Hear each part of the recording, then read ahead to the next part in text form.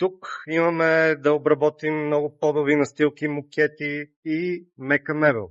Всеки път мукета преминава дълбоко почистване, защото се случва недостатъчно регулярно и трябва да бъде направен както трябва. В случая ние го правим на 2-3 месеца веднъж или при нужда, когато трябва.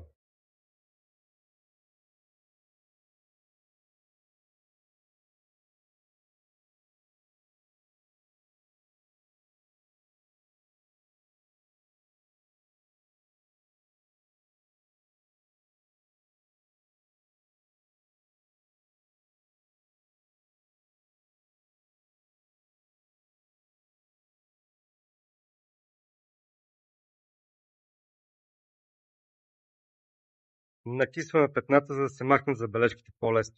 Винаги обработваме най-малките ъгли и детайлите, ръбовете, гърбовете, облегалките и всичко, което може да има. Ето е нужно се четка, обработва с меки твърди четки, каквото трябва.